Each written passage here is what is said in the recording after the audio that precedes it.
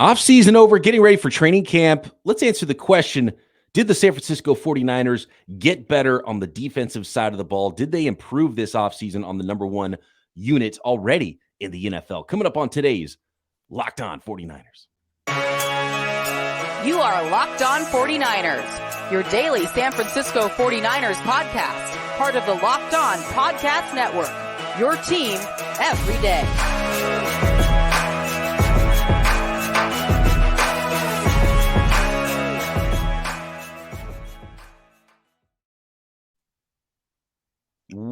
Welcome to Locked On 49ers. Brian Peacock and Eric Crocker at BD Peacock at Eric_Crocker on Twitter. Thanks everybody for making us your first listen right here on the Locked On Podcast Network, your team every day. We appreciate all you everydayers out there. And if you want to become one, just make sure you're subscribed up on YouTube and everywhere you get your podcast. By the way, hit us up at BD Peacock on Twitter, at Eric_Crocker, or in the YouTube comments to get involved in tomorrow's mailbag show. We're going to have a lot of fun talking about this team as we get ready for camp. We still have some undrafted free agent tape to watch. Joey Fisher out of Shepherd. What could he be? Powerhouse offensive lineman. A couple of undrafted running backs. You know how Kyle Shanahan undrafted running backs, Bobby Turner undrafted running backs can make an impact sooner rather than later in the San Francisco 49ers offense. So some of those things to look forward to right here on Locked On 49ers. But we're talking about the D, what's been the best unit for the San Francisco 49ers in the Kyle Shanahan, John Lynch era. Croc,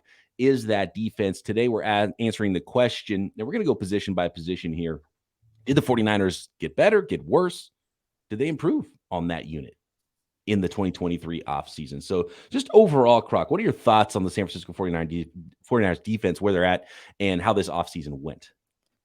I think you have to be pretty confident. I would say that there are still a few more questions just pertaining to the entire defense that you have this year as opposed to last year, right? You know, there's no Jimmie Ward. And even we're talking about at this time last year, it was like, oh, Jimmie Ward starting safety, Talanoa Hufanga. There was a question mark on how good he could be.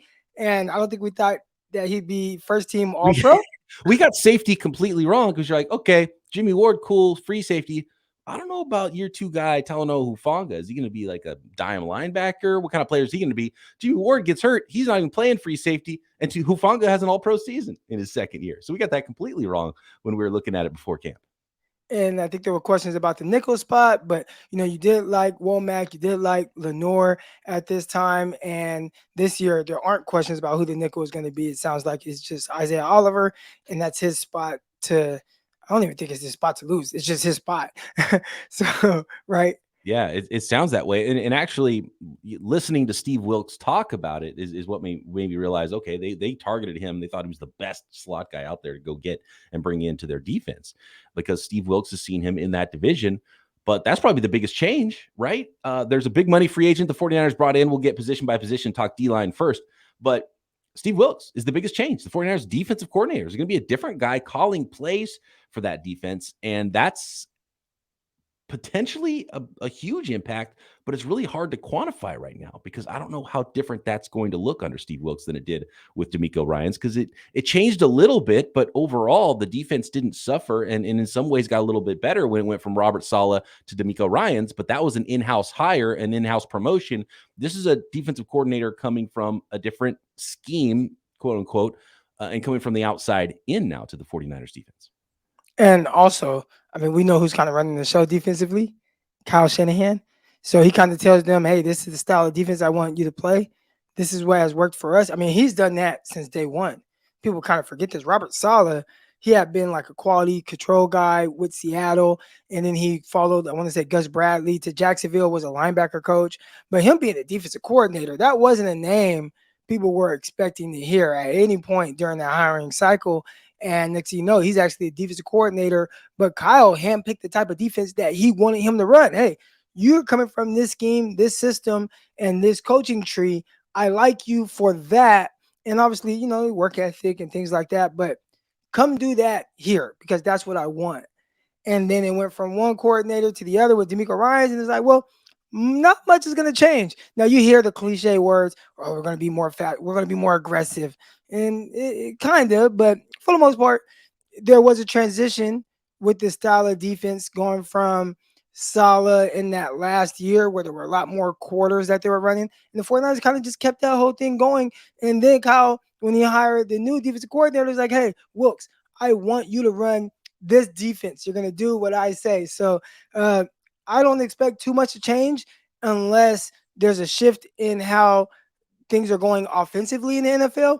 And then maybe Kyle says, hey, these are what teams are doing. So I want you to play this style of defense to combat that. Yeah, and I don't know if, because Vic Fangio was sort of around the team last year, and I don't know if the reason Vic Fangio didn't become the defensive coordinator was because of money, was because Fangio just wanted to live in Florida, or was because maybe Fangio didn't want to run things exactly like Kyle Shanahan was going to want to run them on defense. But, Fangio famously runs a lot of that cover four. So it would seem like a somewhat of a seamless transition. When you hear Steve Wilkes talk, yeah, you mentioned the aggressiveness he talks about. He's brought up the word blitz a couple of times. The 49ers don't blitz a ton, and they want to get home with their front four. And that might be a red flag if they have to blitz a lot, because I think that'll be that they're forced to blitz, and Wilkes will want to get home. Calling more blitzes means they're not getting home with their front four. So I think that kind of brings us into the conversation with the defensive line. I just want to go over what the 49ers did in the offseason. Then we'll look at the unit as it stands now as we get into training camp. The 49ers lost numerous players from their defensive line. Samson Ebukam left for Indianapolis.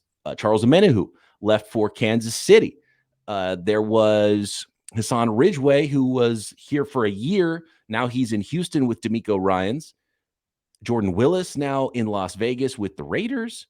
And the 49ers brought in a few players as well. So the big one being Javon Hargrave on the interior, 4 years, $84 million contract, which kind of shocked everybody. And that is an impact player the 49ers added to the group. And that's what we're going to have to do here. Croc is probably just weigh like that one big addition versus the whole of losing multiple guys that were part of a rotation on that defensive line. The 49ers also brought in Cleveland Farrell from Las Vegas at defensive end and added his former college teammate, Austin Bryant from Clemson. He was in Detroit last year, now 1 year contract with the San Francisco 49ers. So Daryl Johnson also a sort of a journeyman type of a player on a 1 year deal. They brought back Kerry Hyder.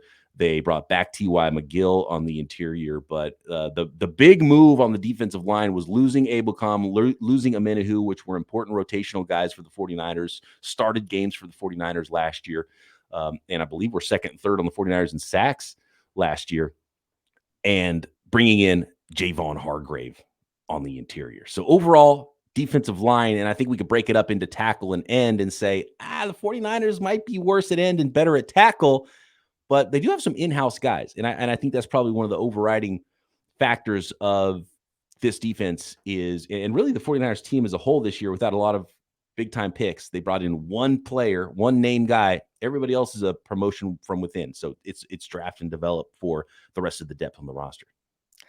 Earlier, you asked about kind of changes and question marks, and I would say edge rusher, not knowing exactly where they're at with that position, like who is the guy. Even last year, you knew, all right, you got Ebukam, you got Emmanuel. Those guys are terrific rotation type guys, even though maybe one guy won't dominate an entire game, but you know the type of productivity that you'll get from them.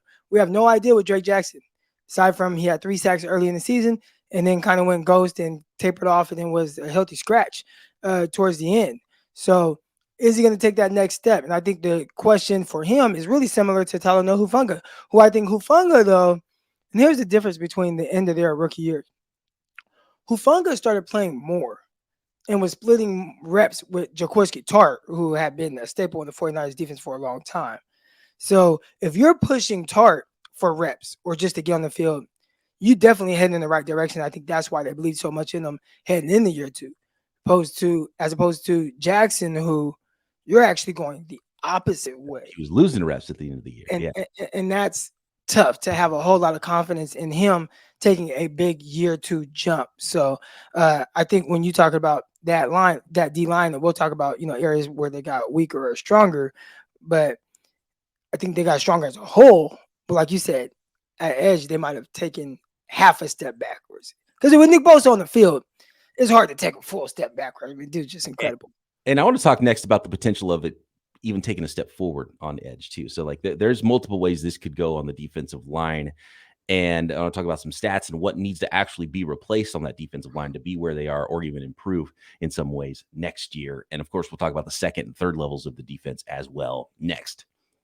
Today's episode of Locked On 49ers is brought to you by FanDuel, America's #1 sportsbook.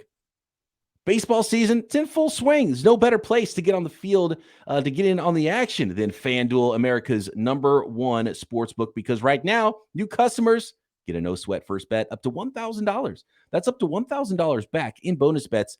If your first bet doesn't win, just go to FanDuel.com/lockedon to join today. Tons of fun ways to bet on every sport out there. NBA season is over, but guess what? There's props on the NBA draft. The NBA is in that mode where they never sleep, kind of like the NFL. And then before you know it, NBA season will be starting again. We'll get fall football and college basketball and NBA basketball and NHL hockey. You can get a ton of NFL bets in as well. You can already bet on week 1, 49ers at Steelers. You can bet on week 17 of the 49ers schedule if you want to. Weekly bets, there is year-long props, Super Bowl, futures, tons of ways to bet on the NFL, even in the midst of baseball season right now at FanDuel. So don't miss your chance to get a no-sweat first bet up to $1,000 when you join FanDuel today. Just go to FanDuel.com/lockedon to sign up. FanDuel, official partner of Major League Baseball. All right, just looking at speaking of Major League Baseball, Coach, they are on a heater right now. 9 straight, I think. Coming in, dude, the game's come on too late out here. I live in the South. I'm 2 hours ahead of California, so by the 5th inning, I'm like, and that's so I've missed 2 back-to-back epic ending games, and only to wake up in the morning and have to check and see if they won. It's fun when your team is winning in baseball. Yeah, it's fun when your team is winning in softball. Shout out to my softball team. Happy Mondays. We got we usually play on Mondays. We're playing on Thursday because we got a little playoff softball action, getting through into the quarterfinals now. So props to those guys. We got injuries all over the place because we're old dudes trying to still play ball. But this is what the 49ers have to replace, because behind Nick Bosa's Defensive Player of the Year, 18.5 sacks last year. The next most sacks was Samson Ebukam with 5 and Charles Emmanuel with 4.5. Both those guys are out the door. So that's not crazy production, but it's 9.5 sacks that the 49ers have to replace. Can Drake Jackson and can Cleveland Farrell, can those guys combine to do it? So on the edge, Kerry Hyder is going to be in the mix. They're still going to have that rotation, but they're really hoping, like, this is so important for the 49ers. And might it be a situation we saw like with, maybe not to the same degree, but with Aaron Banks the year before? It's like, okay, weird rookie year. Let's see. And then year 2 is like, okay, got a starting player here. And maybe Drake Jackson is that. He's put some work in the weight room, changing his body a little bit. He's in the 260s. So we'll see if he's able. And even if, look, let's be honest with you, Cleveland Farrell, he's a big dude. He can play some, we can even move, Eric Armstead out to end on early downs. It's all about that third down pass rush production. Can Drake Jackson be that? And then can he be more than that, be an every down starter? So we'll see. And in some cases, the 49ers, in some possible ways, the 49ers could be better on the defensive line if Drake Jackson does step up, and that rotation behind him is really solid for the 49ers. And knock on wood, of course, Nick Bosa, probably the most important player on the San Francisco 49ers to stay healthy this season. And then you plug in Javon Hargrave, and then you have Javon Kinlaw, who's kind of a reserve role, and you can save his knee for when you need it next to Eric Armstead on the interior, and now you're rolling, and it has a chance to be a real powerhouse line there. But man, Drake Jackson might be the biggest key on that 49ers defense as far as players they need to step up in 2023. Is it me? Do you feel like, I don't know, with Javon Kinlaw, it's kind of an afterthought a little bit? I mean, I know we're thinking about it, but it almost feels like he's just been kind of pushed completely out of there. Like when I thought about D-line, when you brought up you just defensive line, I did not, like, his name didn't come to mind at all. I started rattling off guys' names. Okay, I know, we're probably going to touch on this guy. We're going to touch on this guy. And Kinlaw, I didn't even think about him. But you talk about being a key to this defense, and I think his ability to win on the early downs, if they do want to, start Armstead on the outside and then kind of slide him inside in pass rush situations. But man, if he can win on early downs, I think that's a huge key, because he's a big guy. Do you think he lost a little bit too much weight last year? because he slimmed down to 292 or something like that. And it's like, man, when they drafted you, the guy that they were getting out of South Carolina was like, his weight fluctuated between 325 and 340. Yeah. And all of a sudden, you're 290. Look good. And maybe that's better on his knee or easier on his knee. But did it hurt him a little bit physically? That it didn't add up last year because it was like, oh, he's not really a 3 tech. He's going to play nose, but he's also going to lose 20 pounds. Like, what? That doesn't even add up. Why would that be part of the equation? And I think with the Hargrave addition, they're telling us now, okay, yeah, he's not going to be that type of player. And I think from some reports, and I haven't laid my eyes on Kinlaw yet, but yeah, he might even got a little slimmer than he was last year, which is a good sign. Like, he's putting in work. And I do feel bad for Kinlaw because it seems like he wants it and he's putting in work, but he can't get on the field, and his on-field play, even when he's healthy, is inconsistent, partially because he's probably not on the field enough to work on that technique. And so he is kind of an afterthought now. He's clearly the distant number 3 defensive tackle on the team. And I mean, to be honest with you, I don't know if he's going to get even more reps than I like what I saw from T.Y. McGill last year. I liked what we know what Kerry Hyder can do inside out as a player. So Givens, there's some players inside. So Kinlaw might be closer to not on the roster these days than he is, being someone that the 49ers are counting on to get any kind of production out of. I feel like we know more about Givens and kind of just what he is and what you're going to get out of him than we do Kinlaw. It's almost and it's only because there's so much ability in Kinlaw, but it's just like, man, he hasn't touched it yet. Like what he's truly capable of doing. Yep. And he's, he has some highlight wins, but man, the way the season ended with some highlight losses was not good either. Second level of the 49ers defense. So just to wrap up the D line, it's they got better as a defensive line, but there's just questionables at the edge rushing position. If they were able to win last year with that group, with Bosa out there, we talked about keys to the defense. Maybe it's early down Kinlaw or Drake Jackson taking that next step. This defensive line goes as Bosa goes. So as long as Bosa's out there, you should be solid. Like, you should be good. It's if you drop, if Bosa is out, it can get really, really weird, even more so than some of the other teams that lose maybe their star edge. Like if Cleveland lost Myles Garrett, are they still going to be cool? Like if Cowboys lost Michael Parsons, their defensive line is still going to be good. DeMarcus Lawrence still going to be good. Mm-hmm. But the 49ers lose Nick Bosa. Hopefully Hargraves can cover up, that loss. Yeah, and that's where the Drake Jackson thing and the rotation behind them, it becomes so important because it's kind of an all or nothing defensive line. This defensive line could be the best in the league. They could just be awesome all year. But then, non-development here and an injury there, and all of a sudden you might be hurting on the defensive line. And that engine that drives this whole football team recently could be worse. So kind of, I don't think they got better or worse. I think they're in a similar place, but they're early in the season. I expect some high level play. So we'll see. They could definitely dominate some games up front. I love the plan. The 49ers have basically the perfect plan at linebacker. They found themselves a 3rd round superstar. They haven't drafted any players higher than Fred Warner since then. They kind of learned their lesson, I think, with Reuben Foster in multiple ways.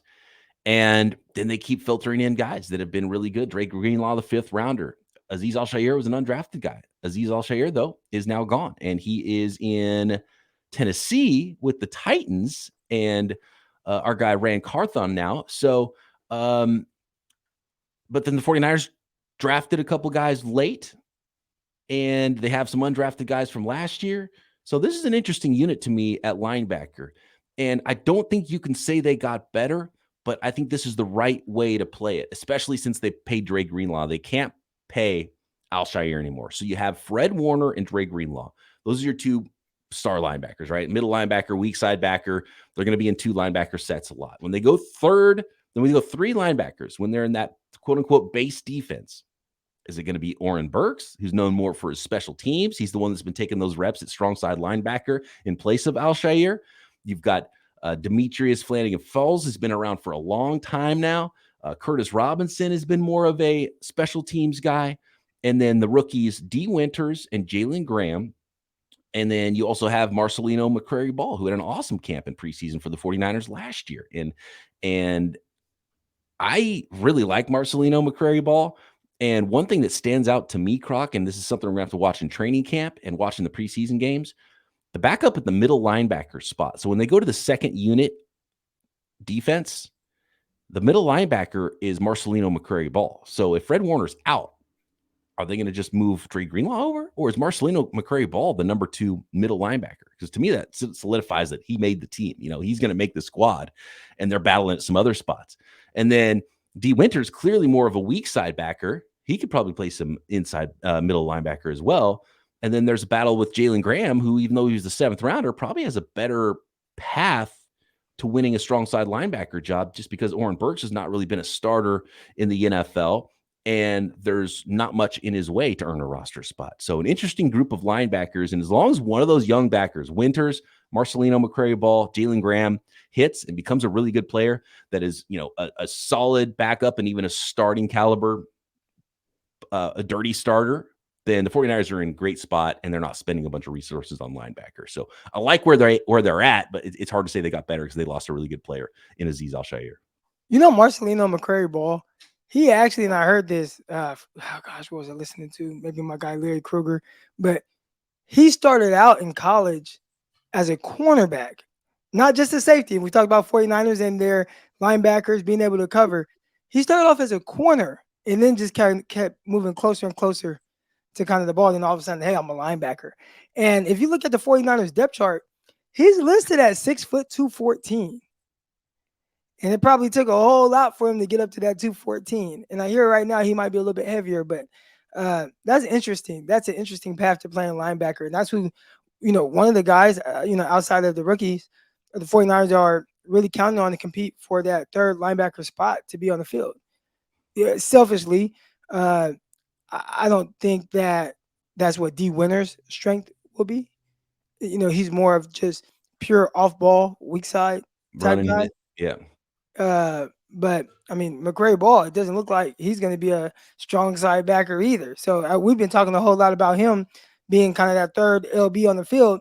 But I'm looking at 6 foot 214, and I'm like, that ain't somebody that's going to be a strong side backer. It sounds more like the rookie that they drafted to kind of play in that spot. It may be Oren Burks, but probably more Jalen Graham. And he looked like he was really suited to play that type of position.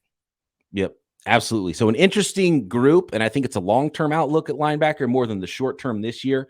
But, of course, they've got their 2 stars, and so things should be good at linebacker, and maybe in the future they're better. Transitional year right now at linebacker for the San Francisco 49ers, but, losing a starting caliber player means that they didn't get better right away at linebacker, but they might eventually be in a really nice place there with some good young talent at linebacker.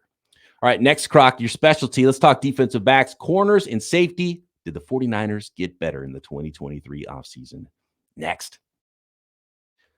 Thanks once again, everybody, for making Locked On 49ers your first listen every day here on the Locked On Podcast Network. If you want to be an everydayer, make sure you're subscribed up on YouTube and everywhere you get your podcast. Check out the rest of what the network has to offer as well, including the Peacock and Williamson NFL show, myself and former NFL scout Matt Williamson breaking down the entire league daily right here on the Locked On Podcast Network. Let's start outside, Croc, at cornerback. And it's an interesting group of corners. The 49ers have a way of a player that you forgot about that you think is not going to do the thing becomes the guy who does the thing the following year. Last year it was Aaron Banks and Diamador Lenore. And remember, Banks didn't play at all. I was like, what's going on here? And then Diamador Lenore started the year hot as a rookie, and then kind of fell out of favor and was not around. And Ambry Thomas was the guy starting games on the outside. Then 2022 comes, and he disappears, right? There's no Ambry Thomas anymore. And I don't know where he is. I mean, send an Amber alert for Ambry Thomas, an Ambry alert. And then,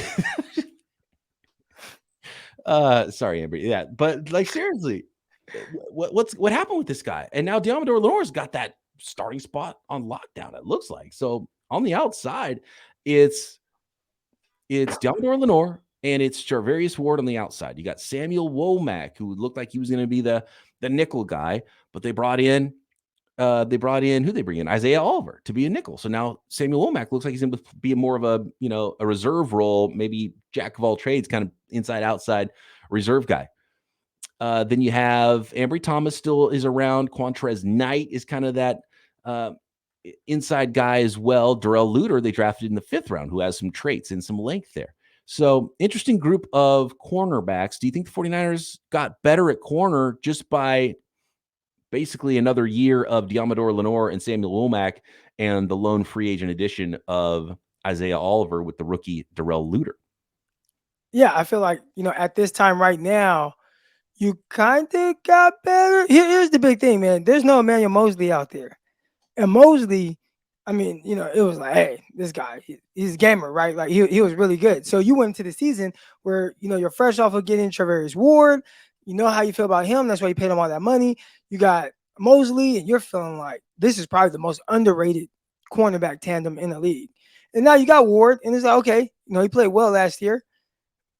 And then you got Diamador Lenore. I think on the outside, though, I think it's big shoes to fill with the way that Moseley was playing last year. I mean, he looked like best corner, not the best corner in the league, but he was playing extremely well. He's balling. He was.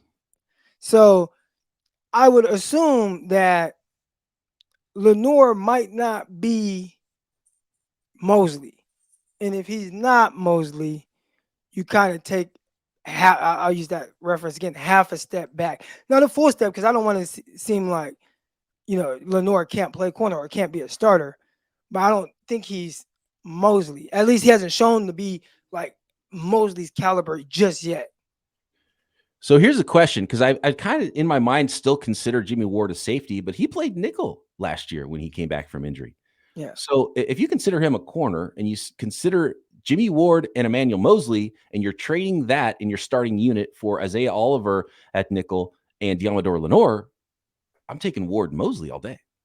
And I think some people ask what version of Ward, because if you're talking about the Ward that had the cast on his hand and got moved to nickel and didn't like it, that Ward wasn't playing very well. But if we're talking about the Ward to end the season that embraced playing that nickel spot, even though that wasn't something that he really wanted, but once he got into his mind, hey, I'm going to play this position, and all right, I'm on the field and I'm going to be great at it.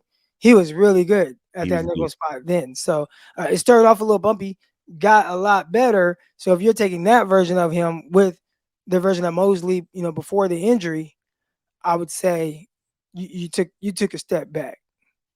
And I did not mention the addition of Miles Hartsfield, who's kind of a special teams guy, plays some nickel as well, and the loss of Tarvarius Moore, who kind of was an afterthought in the 49ers defense with injuries and, didn't make a big impact. And he signed a 1-year deal with the Green Bay Packers. But corner is an interesting position because I like Luter and I love the mindset. We've talked about it a lot with Diamador Lenore. He's got the number 2 on his back now as well, which I like. So he's the starter, and I like the way he plays. We'll see what that ends up looking like, but there's a chance that corner group is not as good as they were last year, but there's a chance that it's a solid group. And again, they're banking on drafting and developing and some combination of those young players stepping up. And who knows, maybe this year it's the unexpected one might be someone like Samuel Womack, who, looked good at the beginning. Like his path is starting to seem really similar to what Diamador Lenore's was, but a year later, right? Started out, okay, we got a guy. And then it's like, oh, now he kind of disappeared at the end of the year. And Drake Jackson kind of went through that last year. So big year 2s coming up and big year 3s coming up for some of those draft and develop players for the 49ers on the outside at corner. And at safety, 49ers bringing back Tashawn Gibson, stole the job away from Jimmie Ward at free safety last year, and a phenomenal season from Talanoa Hufanga.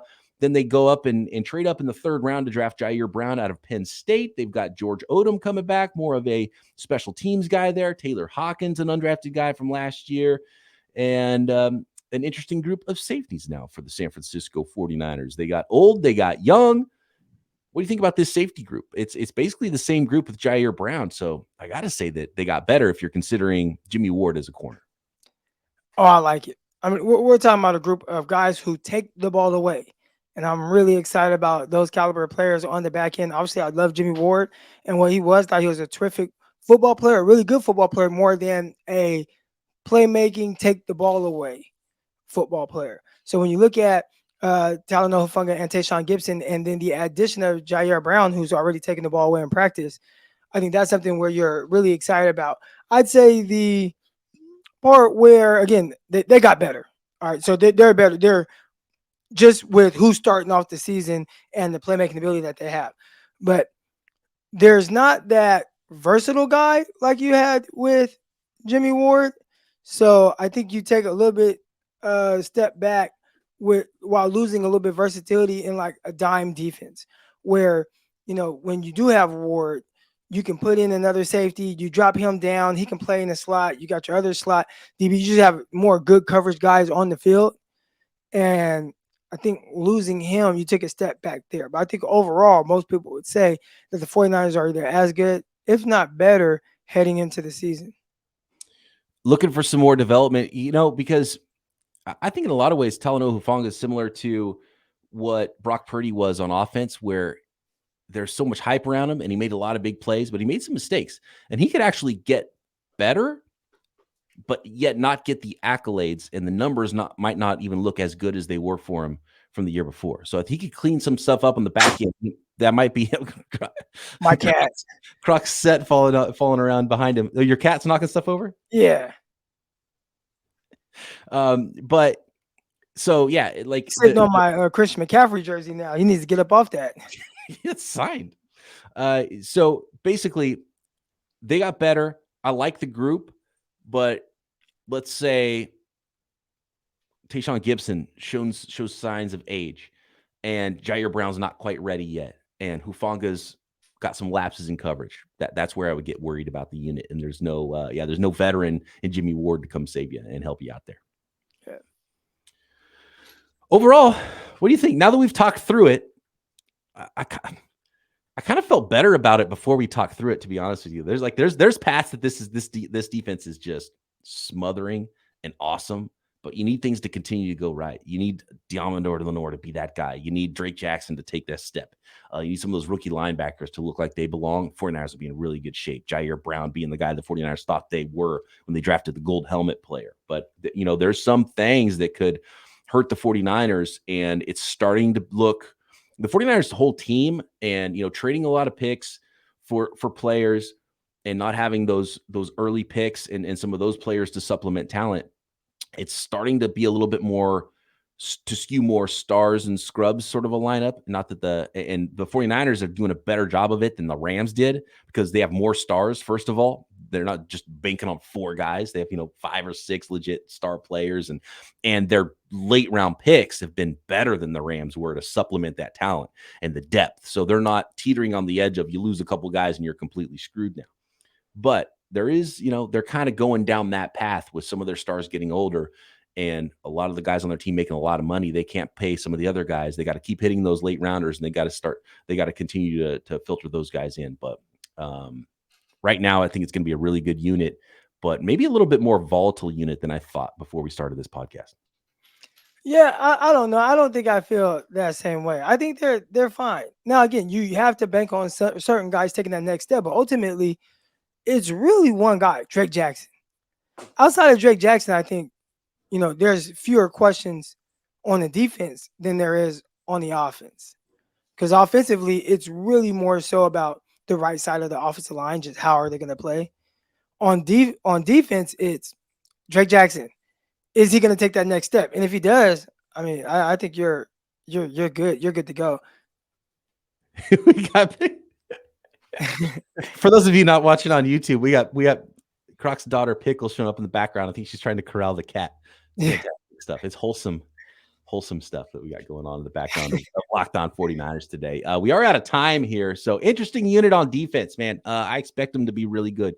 And I do think the 49ers have done such a good job. They've got, there's nobody I believe in more to coach up those lines than the 49ers have right now in Chris Kasarik. And I really have been impressed with what Forrester has done on the offensive line as well. And so those questions on the lines, I feel better about with the 49ers than I might with some other teams on paper because of how well the 49ers are coached. So it's going to be a lot of fun. we can't wait to see how this team looks on the field in camp and into the season.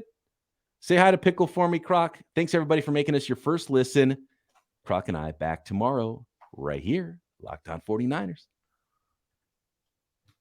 Subscribe to this video.